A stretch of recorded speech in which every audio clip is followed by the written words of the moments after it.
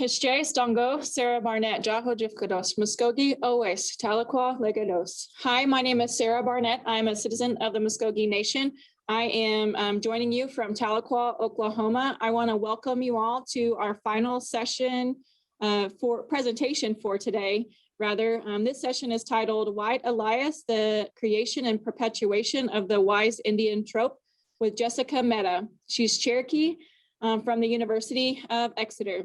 She's a recipient of an Everett Helm Visiting Fellowship and Eccles Center Traveling Fellowship related to her doctoral work, and currently a First People Fund Fellow. She's a multi-award-winning author and interdisciplinary artist. She considers both her scholarly and creative work across cross-sectional with decolonization at the core of many of her projects. You can learn more at thischerokeerose.com. So with that, I will turn it over to Jessica. Thank you so much for being with us today. Hi, thanks for having me. Osio, my name is Jessica Mehta. I am kind of operating with a separate camera with different laptops right now in order to get this presentation shared. So just give me one moment and I will get that screen share up.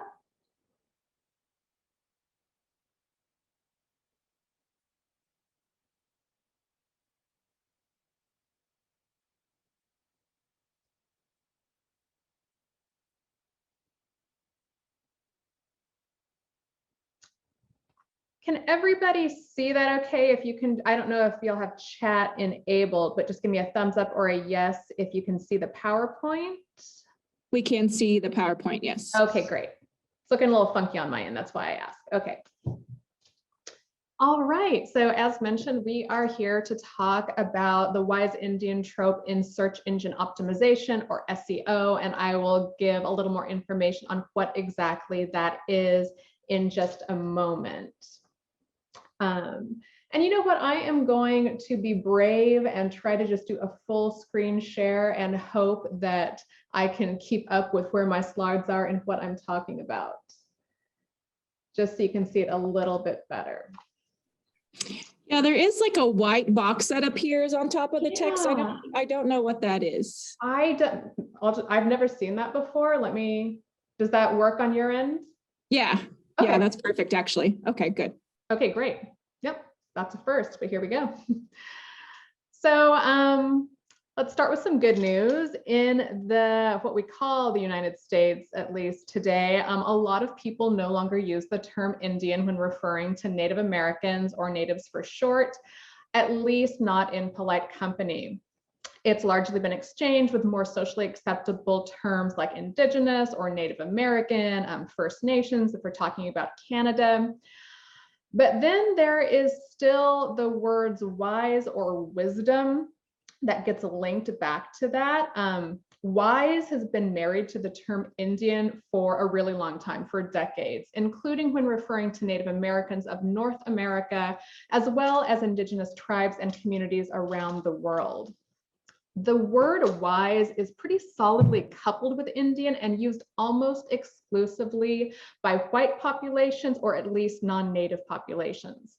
So I became interested in what's really a damaging stereotype when I noticed an increase in my own acquaintances, none of whom are native, but consider themselves native allies, using the word wise and its many variances when referring to natives. I'll give you an example here. So I'm in Portland, and it's simultaneously a big and a small city. The literary community here is pretty tightly knit and a bit incestuous. So one person in this community who is a bit of a Facebook philosopher copied and pasted an article that was featuring the Oglala Lakota Nation protesters in South Dakota. And she summed up her opinion on the article with, "Let's listen to Indigenous wisdom for once." So granted, I don't believe this comment or the many comments that we see like this are consciously meant to be racist or offensive, but that's certainly not an excuse. The word wise is not inherently negative or damaging or derogatory by itself, just like the word magic is also largely not derogatory, but it becomes so when we talk about the more well-known magical Negro trope. So the issue is that with the word wise, it's not routinely paired with whiteness. It's not paired with professions that are deemed elite or desirable by white speakers, or religions that include predominantly white parishioners, or any other descriptors that are principally considered owned by or appealing to white audiences. So for example, you will probably not hear someone refer to Swedish wisdom or a wise engineer, Lutheran wisdom, or the wise architect. And this, of course, is not to say that Swedes are not wise or that engineers or architects are intelligent yet also white. But when a person, an occupation or a religion or any other kind of marker is considered white owned, words besides wisdom are usually used to describe intelligence. So it's much more common for someone to refer to the knowledge or the expertise of a white person, while wisdom is reserved for natives or sometimes other quote unquote brown people. A knowledgeable Swiss engineer who is an expert in their field sounds a lot more natural than a wise Swiss engineer with a lot of wisdom in their field, because the racism that's rooted in the words wise and wisdom have become part of our culturally accepted verbiage. So the trope of the wise Indian persists in the same camp as that magical Negro, as an underappreciated yet somehow enlightened brown person with the sole purpose of helping the trope of the white messiah on their journey. So just like the term magical Negro, the wise Indian often appears when the white savior is facing a particularly challenging situation. The wise Indian may have made a previous appearance in this journey, sometimes strictly for foreshadowing, and offers what's usually secret or magical tools or wisdom to ensure that the white messiah continues on that fated hero's journey. So the information provided on what exactly this wisdom might be is usually either missing, incorrect, a blending of cultures, which may or not actually be representative of that native person's history, or just completely imaginary. Maybe the wise Indian is depending on extraordinary help themselves, such as having friendly woodland raccoons plait their hair so they have more time to soak up that magical wisdom that is so frustratingly kept hidden from their white counterparts, aka Disney's Pocahontas. So increasingly, today's white messiahs are rebranding themselves as so-called allies. And they are now sitting at this pretty awkward intersection where they are what I call Alliahs at best and not allies. So still firmly rooted in their messiah and savior roles, but they're trying to move into an arena where they are more aware of their actions, both past and present. I'm sure we have all seen this, particularly on social media. And an added benefit, of course, is shedding that now damaging label of messiah or savior. However, even the choice of the word ally is it's of a particular interest, given that the term itself comes from warfare jargon to refer to cooperating with others for military purposes. So our white allies seem unaware that alliances cannot exist in a silo. Cooperation requires an agreement on both sides. So it's difficult to brand yourself an ally without having the other side agree to such a cooperative. It's kind of reminiscent of the 500 plus treaties that have been broken between the US and Native nations. I'm trying to, there we go. All right, oops. Okay. It's always a little funky when I'm doing screen sharing and wanting to smoothly go slide to slide. So I'm going to step back for just a moment and we're going to go over SEO for folks who aren't familiar with it, because unless you're in the industry, You are probably not. That is the norm. So thanks to search engine algorithms, it's now easier than ever to see exactly how prevalent the wise Indian trope is in real time. So in the business facet of my life, I own a digital content company that specializes in creating text that follow search engine optimization or SEO best practices. So SEO is the why behind why certain websites appear first when you query words or phrases. I use the word query a lot. Most of us are going to say when I Google something. So for example, if you Google dog groomer Houston, certain websites will appear first in those search results. A few of those might be paid and they need to state if they're paid, but otherwise the results are considered quote unquote organic. Google's algorithm is semi-secret and it is mirrored by every other major search engine like Yahoo or Bing. The intricacies of SEO run very deep. They are always changing, but there are some basics that can be used to determine exactly which words the majority of people are pairing with others. The goal of Google's algorithm is to match people searching for words or phrases like dog groomer Houston for what's considered the best websites available. If Google doesn't regularly lead people to the most appropriate and timely websites, then people are eventually going to start using other search engines. And obviously Google doesn't want that. So Google's algorithm truly is trying to match people to the best matches for what they're searching for. We're not going to talk about the paid sites here. We're talking about just organic. So one of the most obvious ways to see SEO at work is in the autofill and by looking at the first websites that appear in the searches. Another insight tool is to simply take a look at the first page of search engine result pages or SERP SERPs when you query a phrase like Indian trope, anything else, anything you query. So there is a marketing and SEO expert, Neil Patel, and he reminds website owners that 75% of people never look beyond the first page of Google search results. Most people only look at the first handful of results, maybe the first 5 results.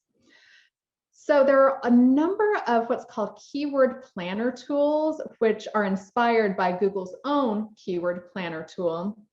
And these are websites or tools where you can plug in something like dog groomer Houston. It will give you all of the most common variants of that phrase, updated in real time. It's based on what people are actually querying or Googling.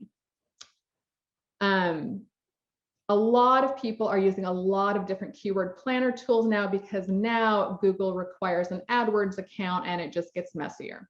So these tools allow you to input words or phrases, and you're going to see exactly what people are searching for along those lines.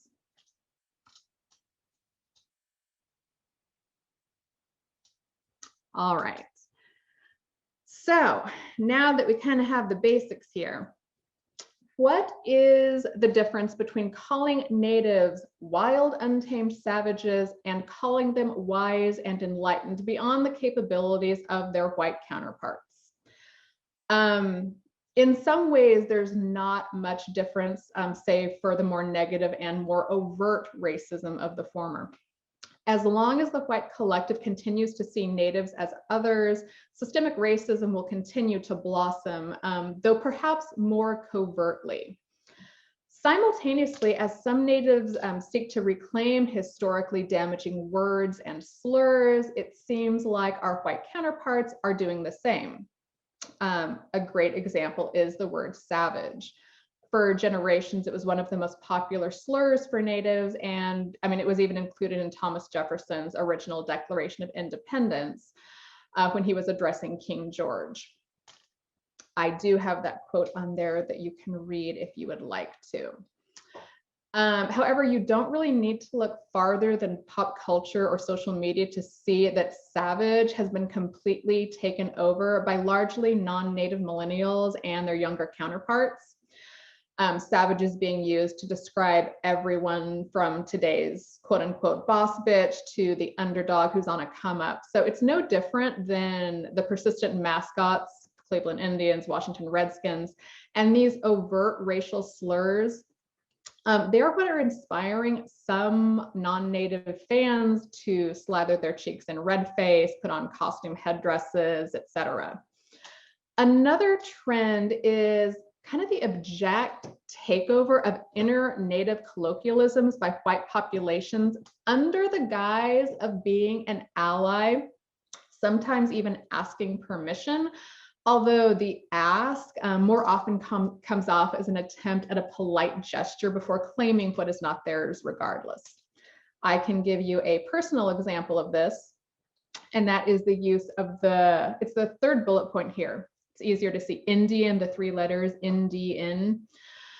So I experienced a taking of this spelling on Twitter when I was using it in a post directed to and about fellow natives. A self-proclaimed white ally responded in the comments that she loved the spelling and wrote, "I hope it's okay that I start using it." So different natives obviously are going to have different opinions, but I am of the camp who believes a non-native using Indian that way, that spelling is really no different than a white person using the N-word to refer to Black people. So for those who are wondering at the regular comparison between racism towards natives and racism towards Blacks, the answer is sadly rather simple. Many white people can understand much better why they should not say or do certain things in regard to Black Americans, like the N-word, compared to their understanding of why they should not say or do certain things in regards to natives. If this were not the case, the Cleveland Indians and Washington Redskins would have had their mascots and names changed a long time ago. So while it's relatively true that the US as a whole is less overtly racist than it was 50 years ago, for example, it remains difficult to accept that even white liberals have a deep and abiding investment in certain aspects of white supremacy and, by extension, institutionalized racial inequality. So we are not as far removed from the more obvious racist acts of the past than we think we are. So rebranding as allies instead of as messiahs or saviors, overcompensating by tacking on the words wise and wisdom to certain types of knowledge, whether it is imaginary or real, that is not widely understood by white America, and trying to increase a perceived personal cool quotient by adopting vernacular, whether it's the N-word with an A at the end or using the spelling Indian instead of inherently racist Indian, does not elevate a person beyond the grips of their own internalized and institutionally supported racism. In fact, it often does the opposite, really highlighting bias instead of burying it. I am not going to read this quote for you. I will just leave it up here, but it is worth diving into. So this is Robin DiAngelo, who coined the term white fragility. She also states, in addition to what is up on your screen, that white people who identify themselves as liberals are typically more threatened than white conservatives when Black or brown people point out white privilege because their cultivated anti-racist stance is cultural currency. So this brings us to the wise Indian, or if you prefer, Indian trope, which can also be perceived as fodder for cultural currency within the white liberal demographic. So this trope is not actually new, but it's really a reemergence thanks to the very slight veil of false empathy that it embodies. It's very unlikely that the person who uses or perpetuates that wise Indian trope is doing so with any kind of consciously subversive intentions. However, the wise Indian is not new. It does not serve to equalize or genuinely uplift society's perceptions of natives. The wise Indian can be found in film, literature, television, pop culture since nearly the days of colonization, but makes especially prominent appearances in Westerns. So think of the Lone Rangers, Sidekick, Tonto, Kimosabe, to the embarrassingly horrific representation of Native Americans in Shanghai Noon, that movie from 2000. So it's clear that little has changed when it comes to the wise Indian in pop culture and entertainment. However, to fully realize the current state of the wise Indian trope in real time, you really only need to look at Google for a little guidance. So we are going to be looking, time permitting, at 3 foundational aspects of SEO, and that includes autofill, the first page of search results, and keyword tools. And we're going to gauge the different use of wise and wisdom when applied to natives compared to other races or ethnic groups, bearing in mind, of course, that race is a social construct. So it's also worth exploring what type of websites appear first when Googling variances of the wise Indian trope, such as, so here's an example of variants: wisdom indigenous, wise Native American, Indian wisdom. These are all variances of wise Indian. So the websites which appear first with these intrinsically racist key phrases are considered by Google to be the best matches. Google's algorithm cannot be racist. It is based on what everybody is Googling. So a lot goes into the algorithms to actually determine what constitutes a best match. But these websites are generally considered to be the closest matches to what people are looking for. They have the right content, it's not plagiarized, the site loads quickly, there is little or no pop-ups or advertisements, and the sites have proven themselves to be safe and not likely to spread viruses. So that's what Google considers a high quality, good match. These are just a few of the considerations that the algorithm makes when figuring out how to rank site quality.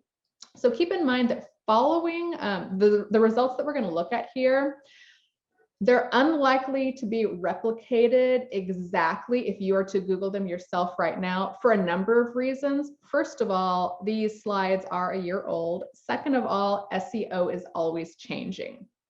However, these results are indicative of similar results that can be expected in the coming months, unfortunately coming years. So this is autofill for wise Indian. I'm going to say Google because I use Google. If you Google wise Indian, you're going to garner the expected autofill results such as wise Indian sayings, wise Indian quotes. You can see what all comes up here. There are clearly enough people trying to find out more about the wise Indian to result in numerous, helpful suggestions. There is nothing surprising in these results, except perhaps the Wise Indian Academy Digital Campus, which is actually a school in India. So actual Indians, as non-whites with their own long, rich, and varied history, are also regularly linked to the wise Indian trope in Google. No surprise here, particularly when it comes to white audiences desiring the enlightenment of gurus. I'm really not going to touch on this very much. I'm married to someone from India, so I have a lot I could say, but I'm not going to. All right, so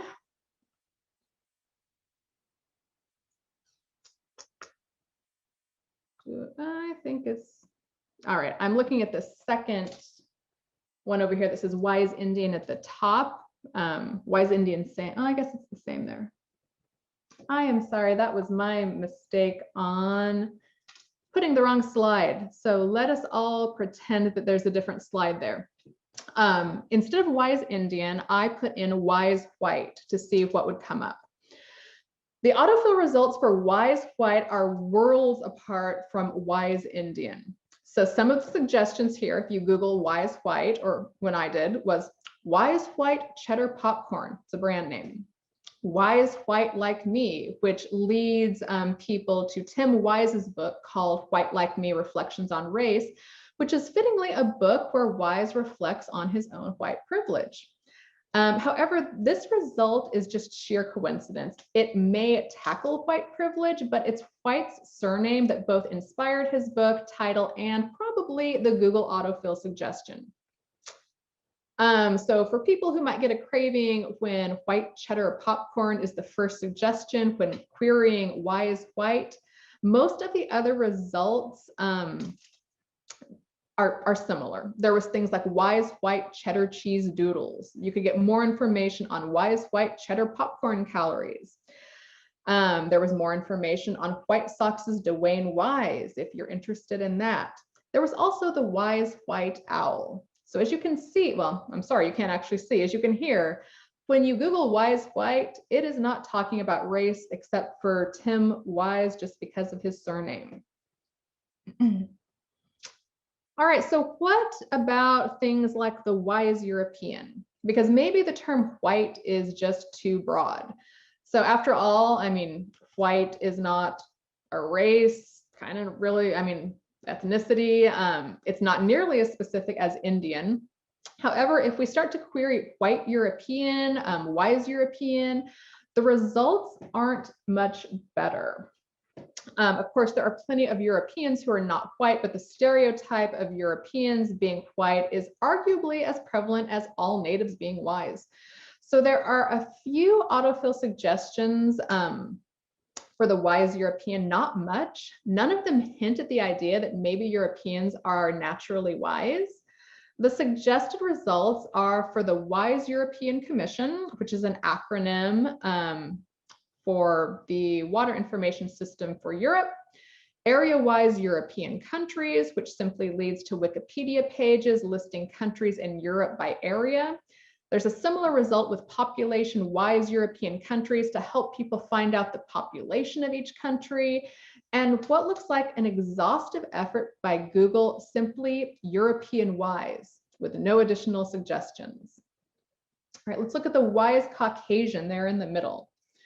So the term Caucasian to refer to a white person of European descent is falling out of favor, but it's still worth looking at the results when we pair it with wise. So like the wise European, there are not very many autofill suggestions. This is exhaustive here, what you see on the screen. However, what is offered is interesting. The top suggestion is the wise Caucasian Coochie Dub, if I'm saying that correctly, and that's a 2014 music album from a German group. Perhaps there is an element of linking wise to German in this suggestion.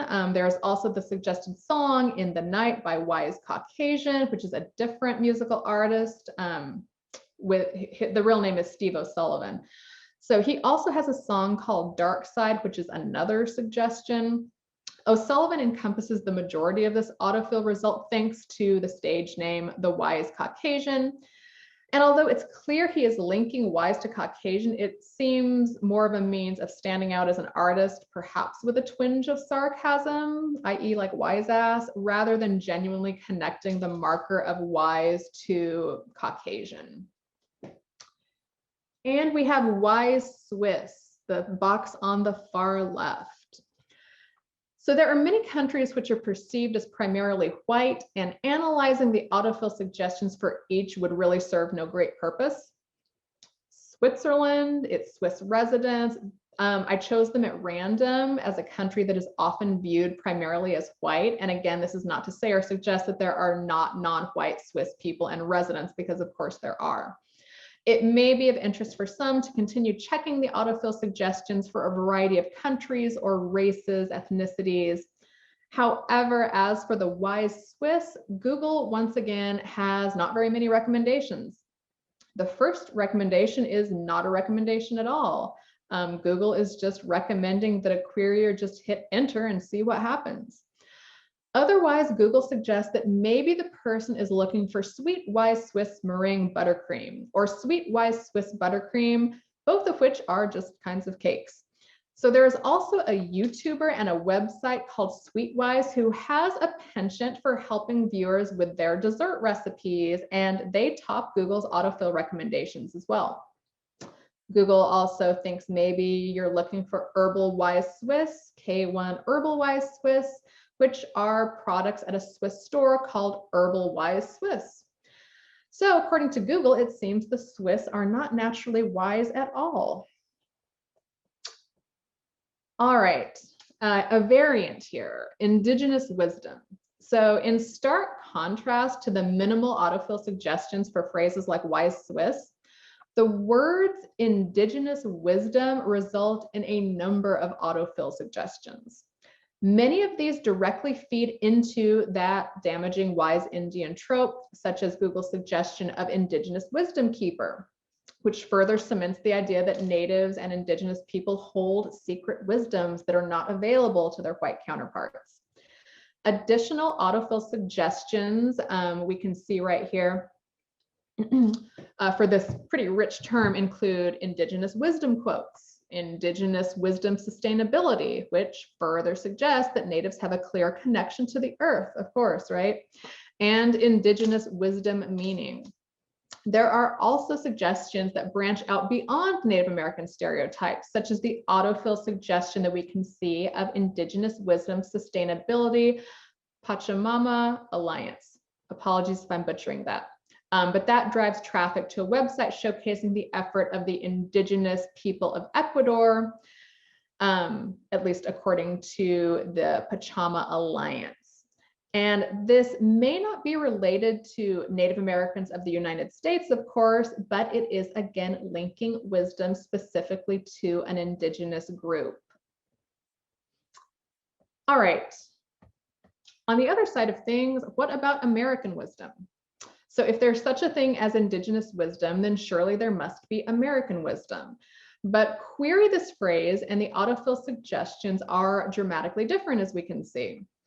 The first suggestion takes queryers to the American Wisdom series, which is a scripture-based publisher of Christian pamphlets. The next suggestion is for the American Wisdom Association, which is a Buddhist nonprofit. 7 participants. We also have American Wisdom Teeth Removal and American Wisdom Teeth. They both make appearances, but it doesn't take long before Google's algorithm thinks, if it could think, the querier is actually looking for Native American or American Indian quotes, wisdoms, or sayings.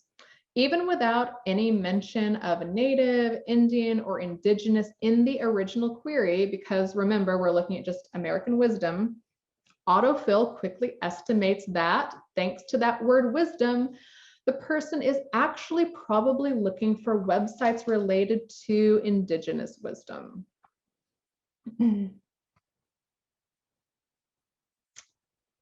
All right, so here's a few more. Native American wisdom. So somebody, you might think that the autofill suggestion for Native American wisdom would be pretty easy to predict, and in some ways it is.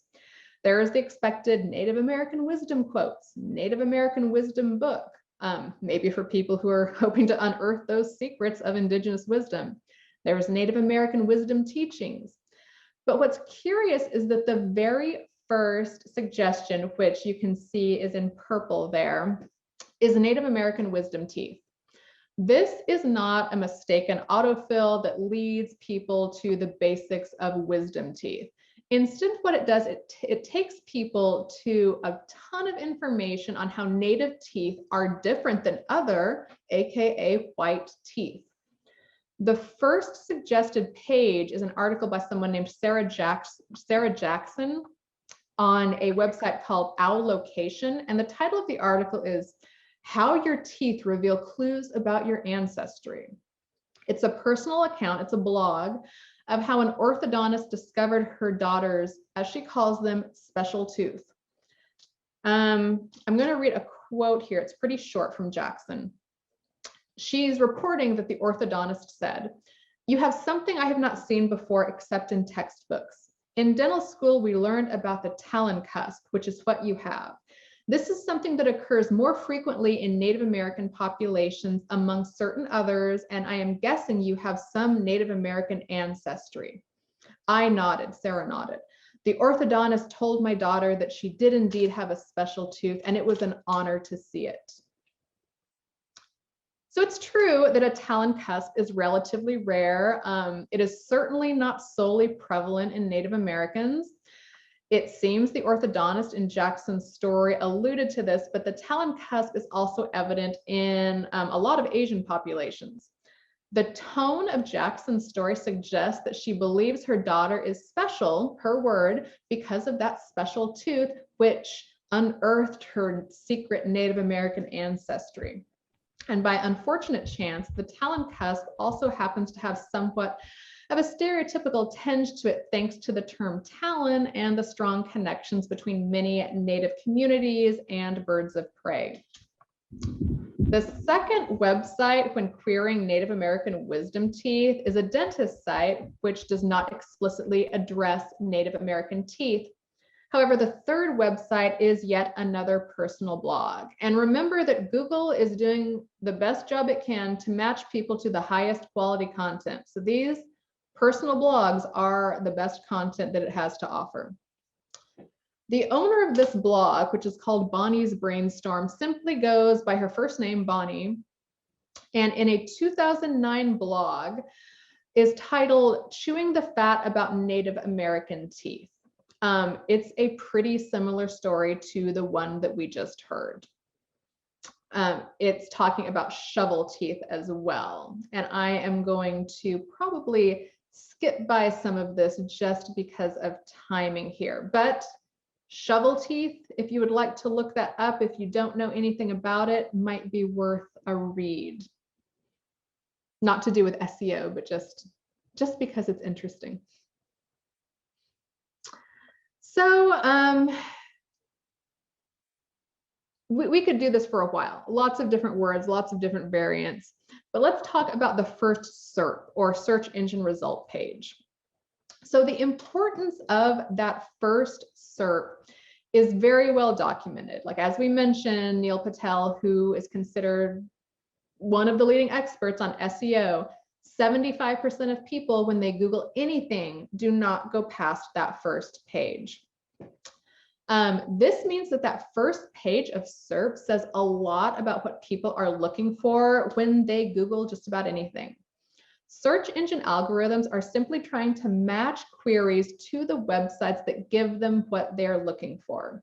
This can speak volumes when considering the first page SERP of native-centric key phrases. So according to studies, the first result can garner anywhere from about 36 to 56% of all clicks.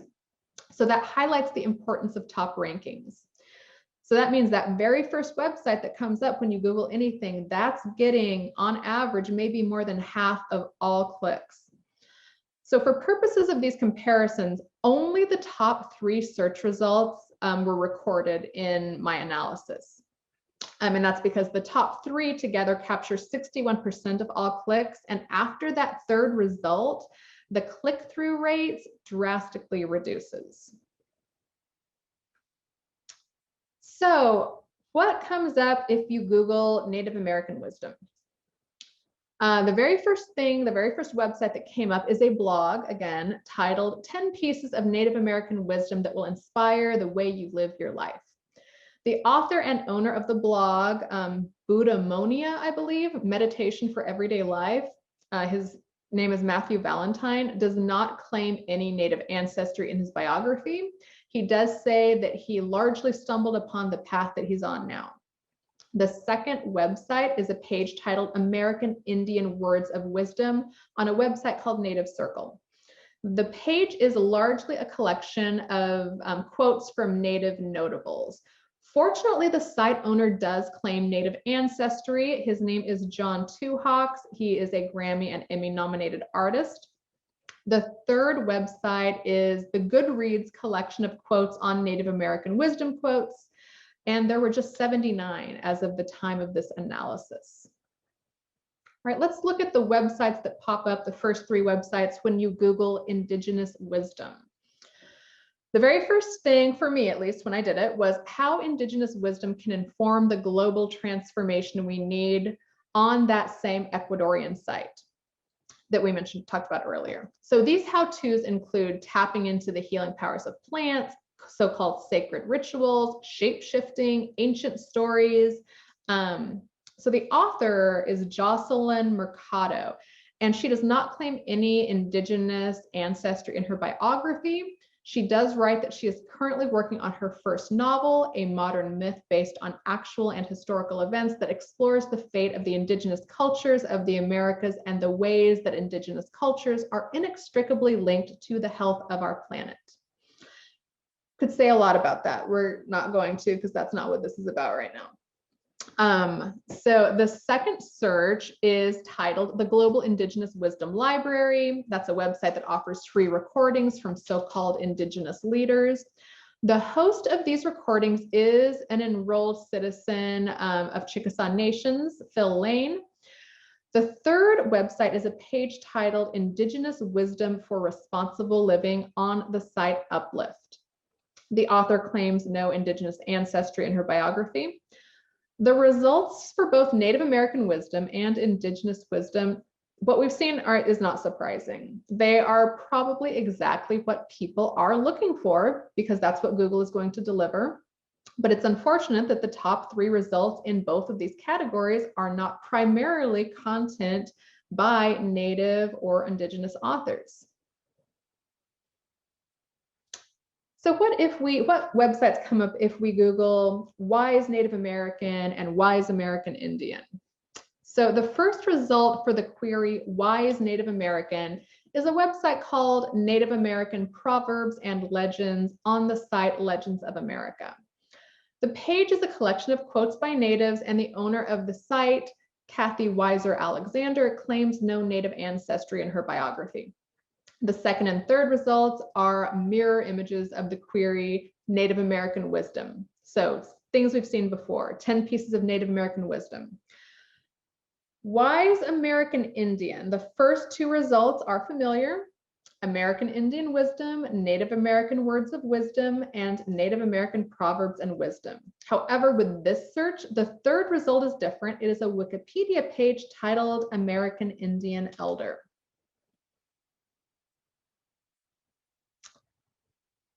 So why is Indian? Why is German? Why is Dutch? You're not going to get a lot when you do that. All 3 top results for this search come up with Facebook pages with groups called things like Why is Indian, the Why is Indian Uncle. Fortunately, all of these top 3 results are referring to genuine Indians, people from India, and not natives. Why is German? While of course not all Germans are white, judging by the top 3 results of this search phrase, the term wise is not largely connected to Germans or Germany or white people. All 3 top results are related to translations, including Cambridge's dictionary result, Collins Dictionary. There's basically nothing really that comes up when you Google wise German. Same goes for wise Dutch. Things get a little bit more interesting. I know it's getting close to time to wrap up, but we'll see what all we can get done here. When we talk about white wisdom, the first website for this search is telling. So it's a book on Amazon titled Native Wisdom for White Minds, Daily Reflections Inspired by Native Minds of the World.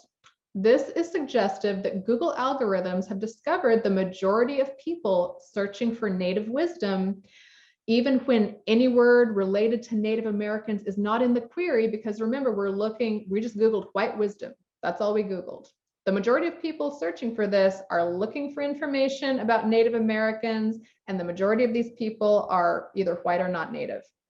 The second result is a book on Amazon as well, but this one is titled Wisdom from White Eagle. White Eagle is listed as the spokesperson for White Eagle Publishing Co. and does not appear to claim any Native ancestry from what I could find. Instead, this person is touted as a movement, and quote here, for souls who have, through the experiences of many lifetimes, transcended earthly limitations. The third result is a site called Wisdom Intense White, which is all about tooth whitening. Caucasian wisdom. Now, maybe it's because the word Caucasian is falling out of favor, but the first result here is for the Caucasian shepherd dog on the site Wisdom Panel. The second result is for the page Proverbs and Sayings of the Caucasian Mountain Peoples. And the third is a page on a dentist site. New Zealand wisdom. So there was no mention of Aboriginal New Zealanders in this query. We're assuming we just Googled New Zealand wisdom. But still, the first search result is for a page that I really don't want to butcher, but it's referring to Aboriginal wisdom here on the site Medium. And this is reflective of the recurring idea that only Indigenous or Aboriginal people have wisdom.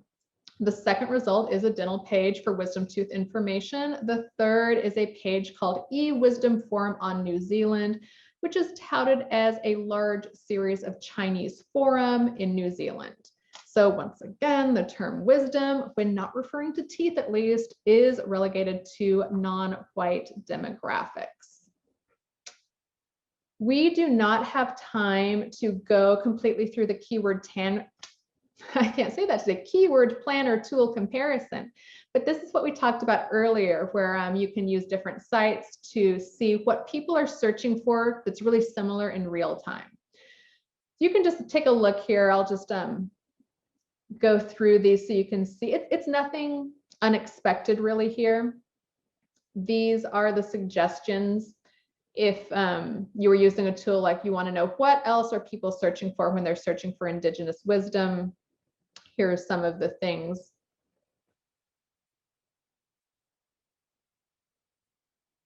I did some comparison here using British for an example. British wisdom. It seems like the keyword planner gets a little bit confused here. It's doing the best it can to try to match you with what you're looking for.